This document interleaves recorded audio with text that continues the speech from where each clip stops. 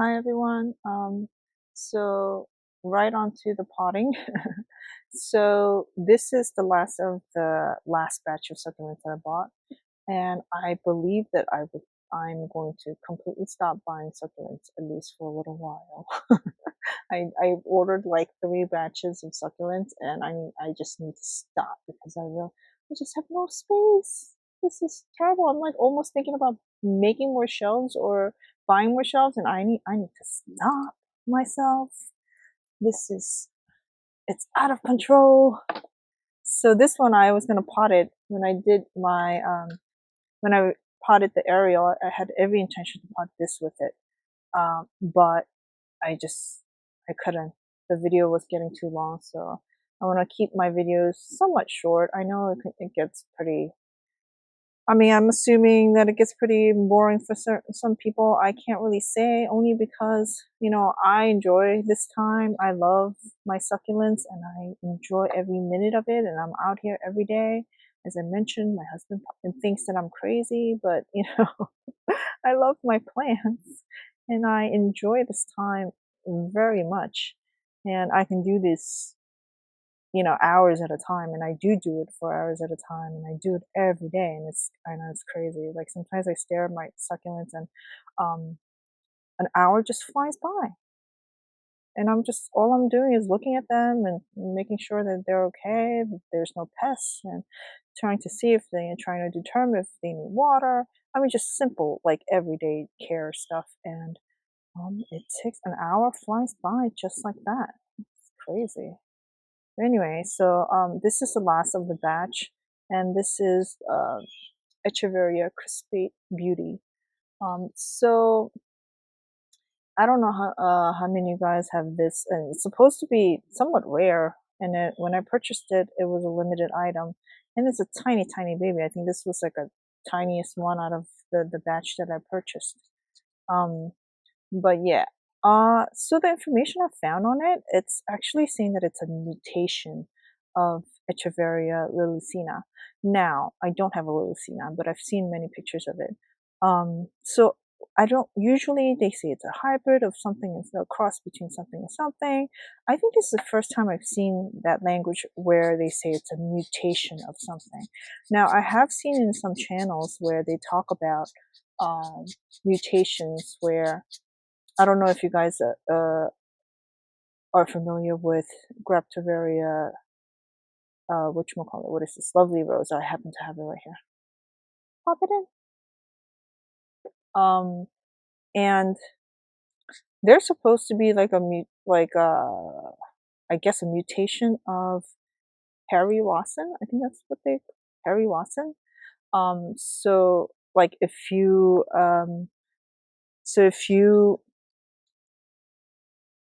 were to propagate a lovely rose leaf, then they can end up looking more like a Harry Watson and not lovely rose. And Harry Watson, I want to make sure. I hope that's the right name. No, it's not Henry Watson. I'm pretty sure it's Harry Watson. But yeah, they're not as rosy looking and closed up like lovely rose. They're more wide open. Their face is wide open. The leaves are they flatten out, and they're more flat. Anyway, so back to the Crispy Beauty. I'm trying to think, where was I gonna pot this? I feel like this might be a little too big, or maybe not. Should I do it in one of these small ones? I mean, that's pretty cute, right? But it's hard to take it. It's hard to take it out of these things. So I'm just gonna do it in here. And I'm like, oh no, the farina is rubbing off. I gotta learn to be a little bit more careful with that. I keep it's something I tell myself every day, because I feel like most of the succulents that I buy do have farina, and it's great because they are very strong under the sun, but I keep rubbing it off. It's terrible.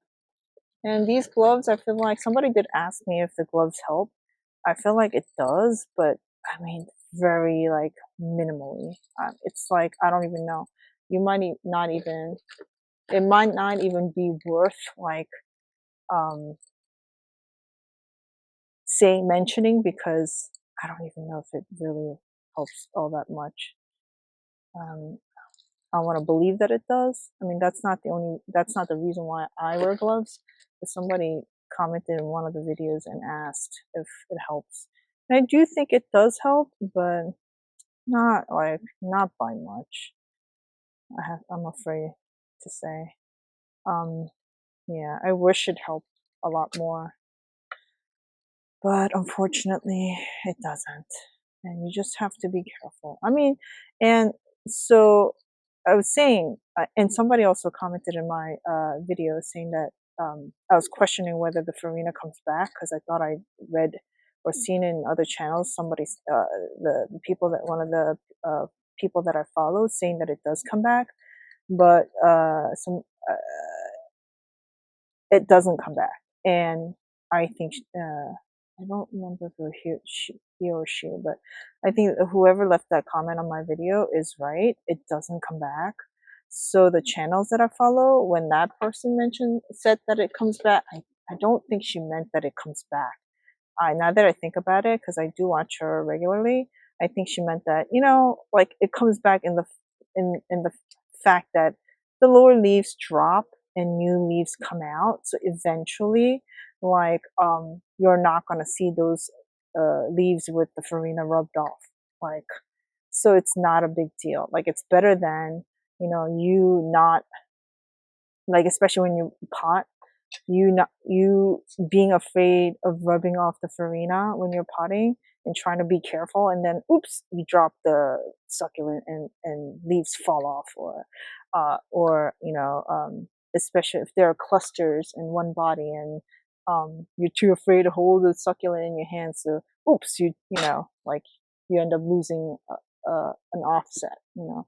It's better than that type of scenario. So you're just, don't worry about the farina. Just hold on, like just hold on to the succulent. That was just kind of the suggestion the person had given. Um, Mine, I mean, I usually just buy like these 2-inch nursery ones. I have bought bigger plants, bigger clusters as well, but I generally like, I mean, I call this my my vlog a journey, right? I'm trying to learn how to grow succulents, so of course it makes sense for me to buy the 2-inch ones. But I do get ambitious sometimes, and I'll buy clusters, and I'll buy big clusters. And I bought a big cluster, and I lost that one. Still upset about it. I can't even talk about it. It was beautiful, and it went over the summer. Yeah, but anyway, back to the crispy beauty. This one it's a slow grower, so we'll see how this goes. And I think, I don't remember what they said about the frills, so I can try to pop in some pictures of the frills, but I think they come later. I mean, yeah. So these are supposed to be very heavily frilled, but as you can see, there's no frills right now, so it's gonna come in as it gets bigger. Um, but yeah, for now, I'm told it's a slow grower and it can grow up to 6 inches in diameter. But I don't know if it's just me, but I feel like I've seen international channels where some of these people have like really, really huge ones. I mean, like 12, I don't know, 12 inches, maybe like 20 inches. That's what it looked like on screen. I'll have to check again. Not that it matters to me, because I would never want them to grow that big. I just don't have the space. Maybe one day if I do that and get that greenhouse built in my backyard, then I can attempt to grow it that big. But for now, I'm satisfied with this being, this cute size, manageable size. Alrighty, I think that's it for today. Thanks for watching. Bye now.